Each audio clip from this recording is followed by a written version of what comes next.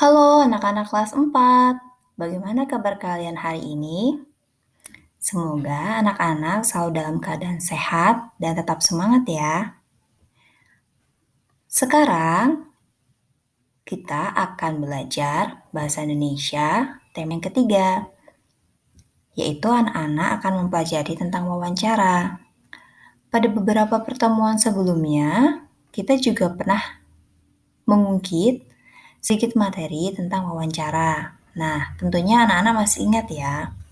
Apa sih itu wawancara? Dan juga apa itu pewawancara dan narasumber? Tentunya, wawancara itu adalah suatu kegiatan tanya jawab antara pewawancara dan narasumber. Jadi, syaratnya kegiatan wawancara itu adanya pewawancara dan juga narasumber. Nah, sebelum kegiatan wawancara dilakukan, anak-anak tentukan dahulu ya tema atau topik wawancaranya.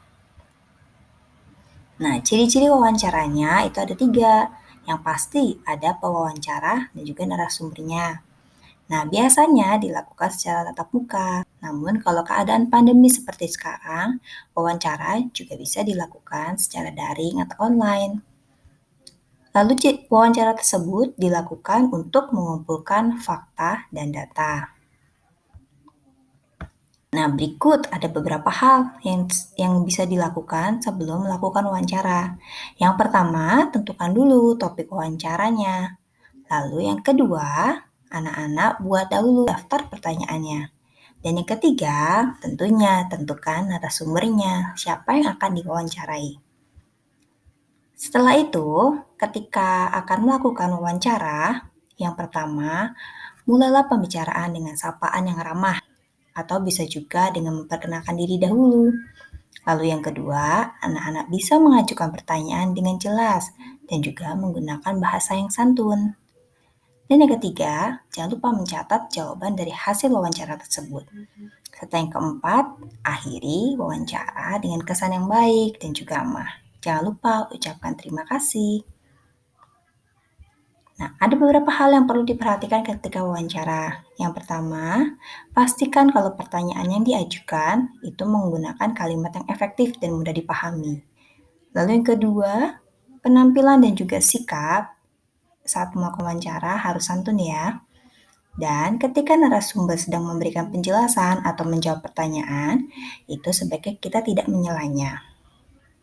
Ada beberapa cara membuat pertanyaan wawancara.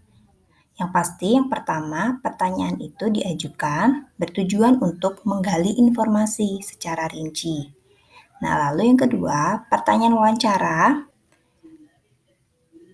menggunakan kalimat tanya. Seperti yang kita udah ketahui ya, ada kata tanya apa, siapa, di mana, berapa, dan sebagainya.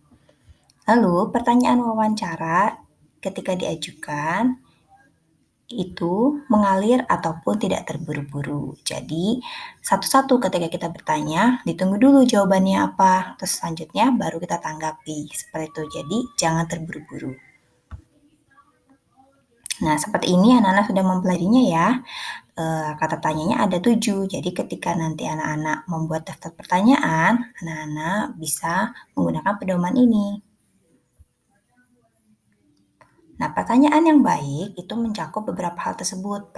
Pertama, pertanyaan wawancara disusun secara runtut. Terus juga pertanyaan dimulai dari yang bersifat umum menuju yang khusus. Nah, yang ketiga, pertanyaan wawancara sebaiknya berkelanjutan atau saling berkaitan.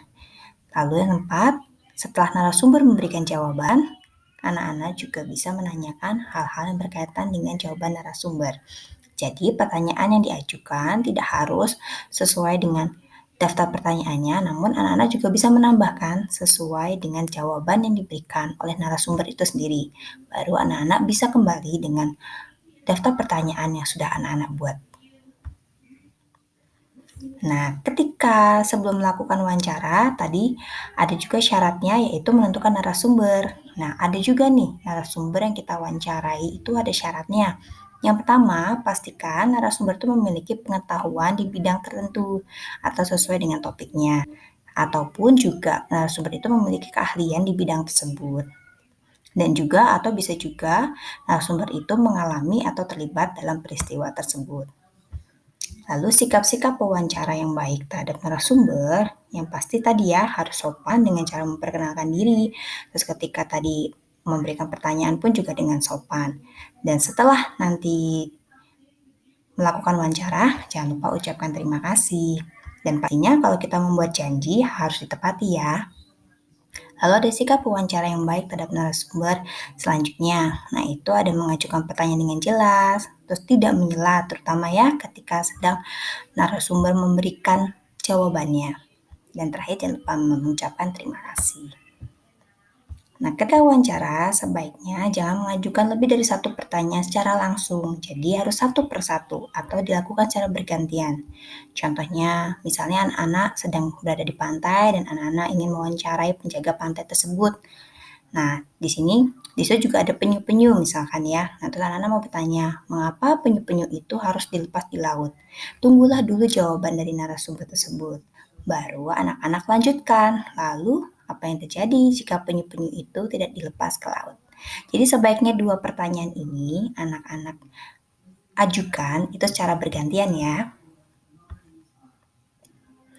Nah, setelah mempelajari materi ini, Ibu ingin mengajak anak-anak untuk berlatih membuat daftar pertanyaan yang bertema tentang hewan peliharaan. Nah, silakan anak-anak buat di buku latihan kalian menggunakan kata tanya. Tadi ada 7. Nah, masing-masing kata tanya tersebut buatlah satu pertanyaan. Ya, kalian buat di buku tulis kalian. Tugas ini tidak usah dikumpulkan, nanti kita akan bahas pada kesempatan Vikon selanjutnya. Begitu ya, jadi pertanyaan yang dibuat sesuai dengan temanya, yaitu hewan peliharaan. Oke, sampai di sini. Terima kasih anak-anak hebat untuk selalu semangat belajarnya dan jangan lupa untuk selalu melakukan kebiasaan yang baik. Terima kasih, Tuhan Yesus memberkati.